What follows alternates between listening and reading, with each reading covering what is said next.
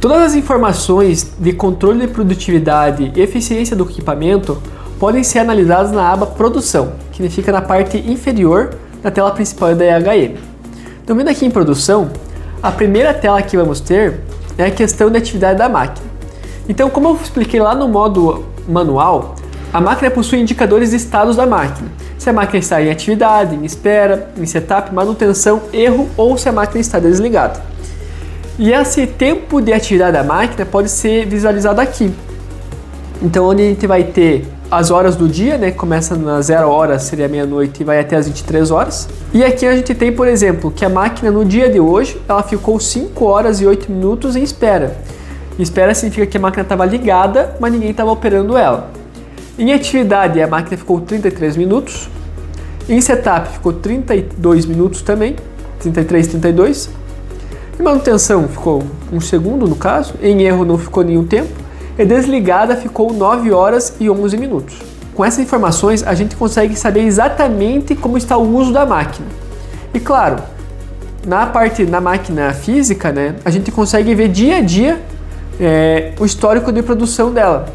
Assim, por exemplo, o pessoal de PCP ou o gerente de produção consegue saber exatamente como está sendo usada a máquina durante o mês, onde está sendo as piores perdas, porque você consegue visualizar se a máquina de fato está ficando parada ou se ela está ficando muito tempo em manutenção, ou em setup, ou em erro. E a partir dessas informações, a máquina gera alguns relatórios, por exemplo, de uso mensal do equipamento, onde ela vai falar do horário de trabalho, das 8 horas e meia que é trabalhada diariamente, nos 22 dias do mês, ela ficou tanto tempo ligado e tempo desligado. Na parte superior da tela, a gente vai ter questão de programas executados no dia. Essa parte vai ficar mais visível quando a gente for para a máquina na prática, onde vai ter salvos os históricos de produção. Aqui a gente consegue ver exatamente as peças que foram fabricadas no dia e algumas informações, por exemplo, se teve pausa durante a produção, o tempo de pausa, os motivos das pausas. Na parte direita a gente vai poder correr, né, selecionar os programas. E na parte inferior a gente vai realizar a configuração da jornada de trabalho, que vai ser útil para realizar os relatórios mensais de uso do equipamento. Então aqui no capacete a gente clica nele, vai dar um aviso, né, qualquer alteração vai mudar, vai realizar o recálculo das atividades dos meses, você pode dar um OK. E aqui, por exemplo, você pode configurar qual que é a jornada de trabalho da máquina. Então vou apagar essas aqui, né, para a gente criar uma nova. Sim.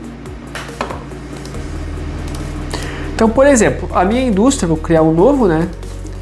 A minha fábrica, ela trabalha de segunda, terça, quarta, quinta e sexta, das 7h30 até as 12 horas. E ela trabalha segunda, quarta e sexta, das 13 às 17 horas. Porque eu não quero que o horário do almoço conte, porque de fato o horário do almoço a máquina deve ficar desligada e não deve contar como uma hora ociosa do equipamento. Claro, se você trabalha direto meio-dia, beleza, mas se não, você pode fazer essa configuração. Vou colocar aqui também, por exemplo, que eu trabalho aos sábados, né, das 8 até as 12 horas. Feito isso, essa vai ser a configuração da minha jornada de trabalho e a partir desse tempo de uso que a máquina vai realizar os cálculos de eficiência e quanto tempo ela ficou parada e trabalhada do total. Caso você queira, você pode fazer uma modificação na parte do lápis, excluir eu já mostrei. Após finalizado, você pode vir dar um OK.